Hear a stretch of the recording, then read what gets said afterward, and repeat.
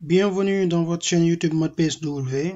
Donc aujourd'hui nous avons un calcul intégral à faire qui est défini par l'intégrale I étant l'intégrale de 1 à pi de sinus de ln de x dx.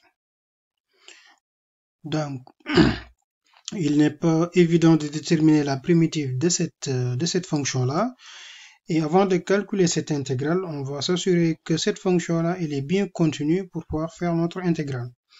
Et donc pour la solution, au niveau de l'épisode 1, donc on va avoir une première méthode qui consistera au fait à déterminer des IPP, à faire des IPP. Donc on va faire une IPP donc rotative, c'est-à-dire on va faire une IPP puis une deuxième IPP donc qui sera circulaire.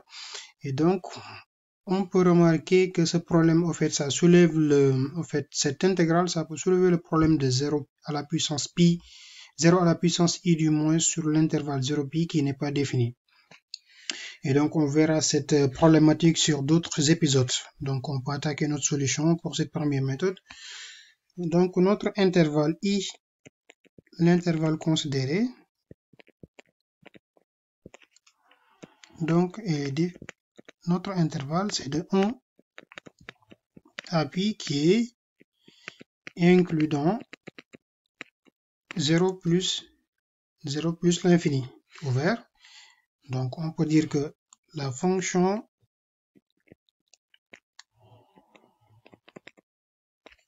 à tout x associe sinus de ln de x est continue, comme composé de fonctions continues, d'où l'intégrale i est bien définie.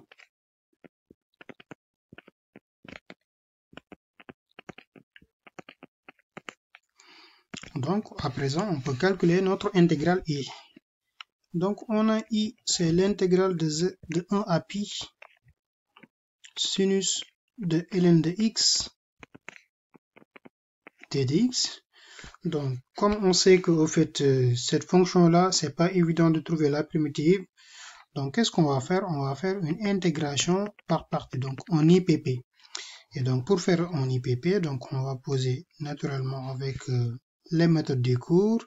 Donc on va poser u c'est égal à sinus de ln de x.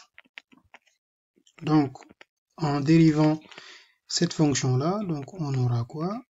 Ce sera la dérivée d'une fonction composée, donc ça va donner cos de ln de x sur x. D'accord? Donc ça sera sinus de u prime sur u.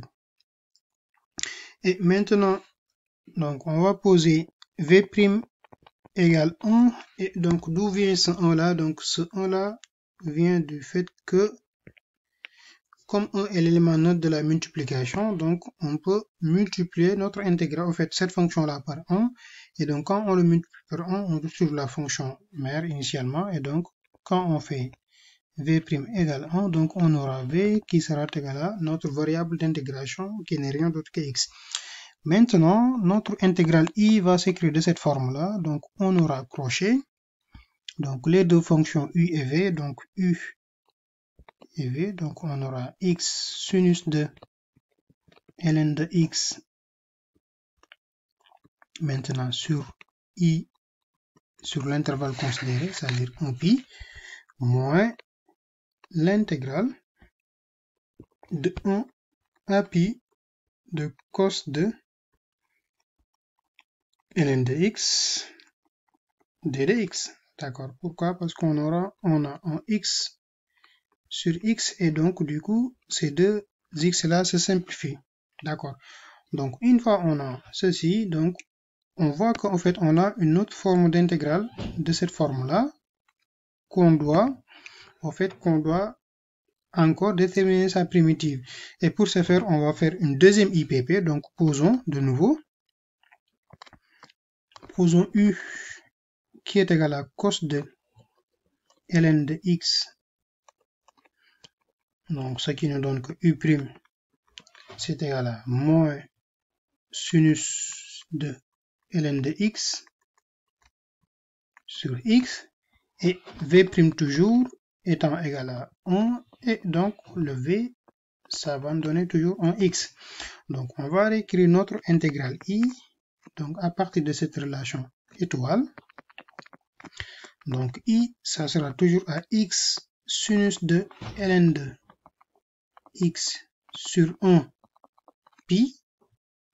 Maintenant, moins, on va ouvrir un grand crochet, donc on va réécrire notre intégration par partie là.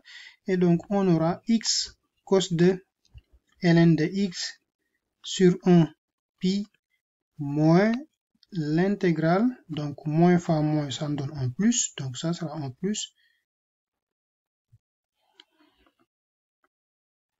Donc, plus l'intégrale de 1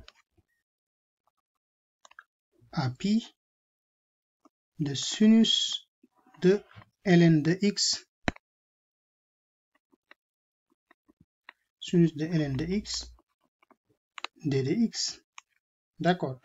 Et maintenant, ici, on peut remarquer que là, on a notre intégrale i qui revient. Et donc, cette égalité-là, on peut dire que c'est égal à x sinus de ln de x sur 1 pi moins maintenant x cos de ln de x sur 1 pi l'intervalle i, maintenant moins fois plus, donc ça va donner 1 moins notre intégrale i. Et donc on peut transposer notre i et donc du coup on aura 2i qui est égal à x. Donc on peut remplacer ainsi les valeurs de x sur cet intervalle. Donc on aura pi sinus de ln de pi moins 1 multiplié par sinus de ln de 1. D'accord?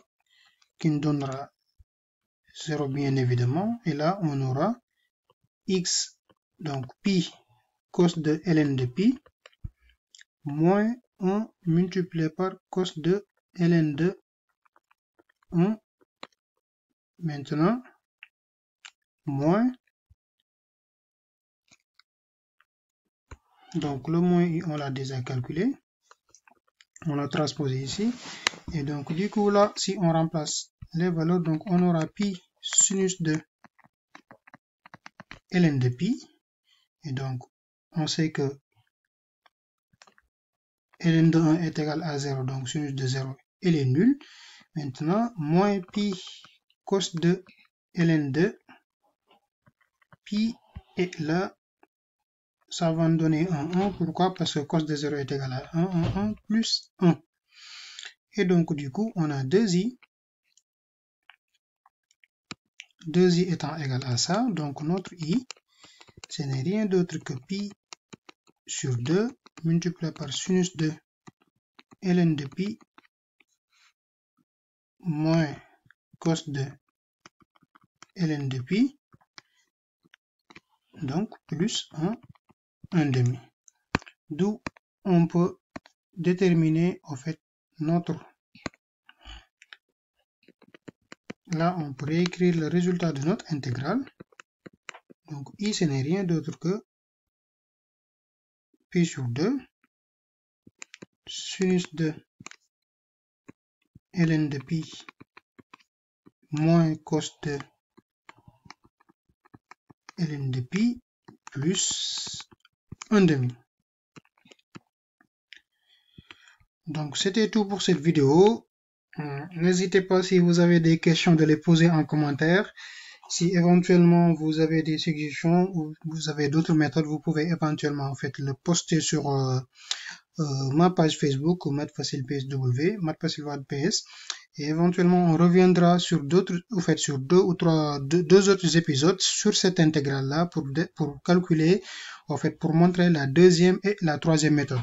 Donc, on se donne rendez-vous bientôt sur d'autres types d'intégrales et éventuellement d'autres thèmes sur les mathématiques. Donc, bonne lecture et à bientôt.